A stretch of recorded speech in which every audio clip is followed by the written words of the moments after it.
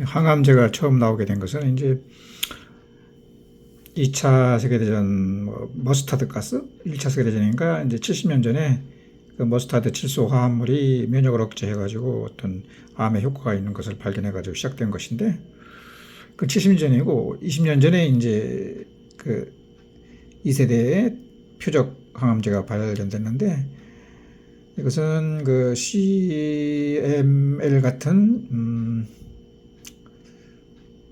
에피데믹 크로스 팩터 리셉터가 있는 환자라든가 혹은 유방암 조직에서 나온 HER2, HER2 리셉터가 있는 환자들한테 아주 잘 됐지만은 이것을 이제 계속 쓰다 보면은 내성도 생기기도 하고 또 본내로 증식도 억제하는 부작용도 있다고 하겠다.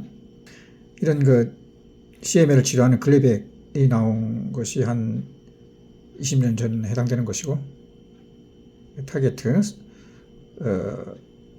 2세대 표적 치료제가 되는 것이고 특히 이것이 이제 폐암 같은데 적용돼서 요새는 폐암 환자를 하더라도 옛날보다도 서너 배의 그 생존율을 보여주고 있다. 암이 여러 가지 요인으로 많이 생긴다. 뭐 엑스레이라든가 뭐 환경 호르몬, 바이러스 여러 가지 있는데 어떤 엔티젠이 들어왔을 때 면역계 중에서 이제 B셀이 형제세포로 돼가지고 엔티바디를 만들어야 되는데 이것이 자꾸 많아져가지고 이제 플라즈마 셀 형제세포가 많아져가지고 생긴 암이 상당히 많다. 그러면 이제 자기들이 골수에서 스템에서 같이 나와서 B셀, T셀로 분화됐으니까 야 우리 같은 편이니까 이렇게 하면서 인식하는 그 신호를 소음 보내게 된다. Do not kill me라고 하는 것이고 아까 이제 그 2세대에서 나오는 그 리셉터라고 하는 것은 이것은 수이사이드 자살하지 못하게 이제 불이 켜 있는 것이고 그걸 꺼줘야 되는 것이고 이 3세대에서는 자살이 문제가 아니라 우리는 같은 판이야 하는 신호를 보낸다. 그래서 그것을 억제해 주는 그 이니비터 단백인데 이것이 뭐 PD 뭐 1이든지 PDL1이든지 뭐 CTLA4 이런 것이 그 면역 체크포인트 면역 관문 치료제라고 하는 것이다. 그 이런 면역 관문 치료제 체크포인트 치료제는 뭐 지미 카터가 흑색종일 때 약 1 내지 2년간 약을 먹고 나서 완전히 이제 치료됐다고 이제 기자회견도 했고 이것이 흑색종만 드는 것이 아니라 그 후로 연구해 보니까 신장, 뭐 폐, 위암, 유방암 여러 군데에도 효과가 있는 걸로 되어 있다.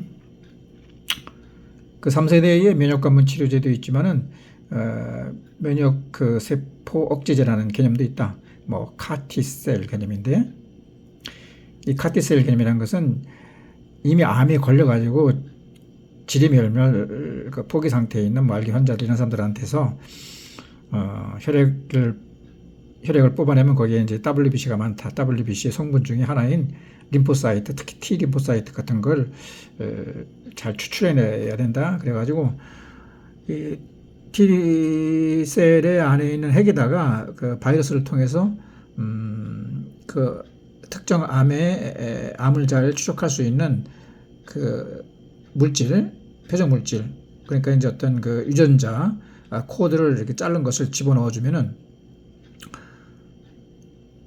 그 바이러스에 있는 유전자가 합해가지고 그 카트 T셀이 완성이 되는 것이다. 그러니까 카트 수용체가 생성돼가지고 카트 T셀이 완성됐다고 한다. 그러면 이것이 이제 그 T셀이 분할을 해가지고 2개가 되고 3개가 되고 늘어나는 걸 배양이라고 하는데 그럴 때 이제 그 유전자가 바뀐 유전자가 이렇게 분열해가지고 새로 세포가 생기면 그것은 특정 암에 대한 레이더 같은 것을 달고 있는 카트셀들이 되는 것이다. 이걸 갖다 많이 증식을 시켜가지고 다시 이제 그 한 달 후에 환자에다가 넣어주면은 이렇게 이제 무기를 장착한 T셀들이 원래 그 암에 가가지고 암을 이렇게 공격하게 되는 것이다. 특히 이것은 이제 뭐 소아의 뭐 급성 임포구성 백혈병이라든가 악성 임파종에 이제 잘 들어가지고 우리나라에도 이제 2022년대 보험이 2가지만 승인이 났다. 나머지는 이제 외국처럼 승인이 안 나가지고 임상 연구 대상자를 모집한다는 좀 편법을 해가지고 이렇게 지금 연구를 진행하고 있고, 왜냐하면 이것이 세포를 끄집어내가지고 배양해가지고 다시 집어넣는 그 시설이 우리나라에서는 상당히 엄격하게 통제가 돼가지고 국가 심사를 받아야 된다. 그래서 애로사항이 지금 있고, 또 이러한 그 방법 외에도 현재 기타 면역 치료제로도 NK셀 치료제라든가 덴드라이티스 수지장세포 치료제 이런 것들은 아직 100% 입증된 건 아니지만은 지금 많이 이들을 활용해 가지고 2022년도 첨단 재생 바이오법이 시행된 이후부터는 우리나라에서도 연구를 해 가지고 이쪽 분야에 그 투자가 요망되고 또 바이오 벤처 회사도 설립되고 있는 중이다. 그 항암할 수 있는 후보 물질을 어떻게 개발하고 어떻게 합성하느냐, 이러한 것에 대한 연구 중에 이제 차세대 면역 항암제 후보 물질 개발을 위해 가지고 어떤 논문이 나와 있는데, 예를 들어서 치료하기 힘든 췌장암의 췌장암을 일으키는 세포 주를 이용한 모델에서 그 면역 항암제 후보 물질로 인식되는 TLR의 그 항암 효능도 확인했다.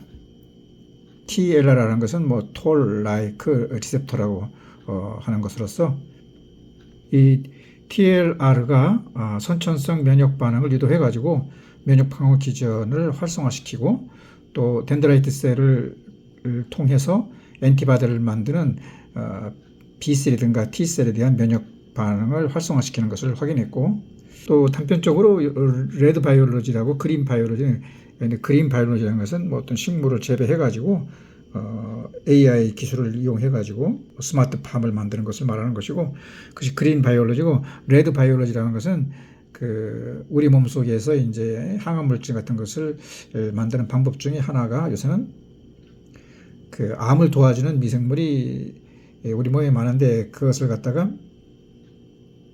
마이크로바이오메라고 한다.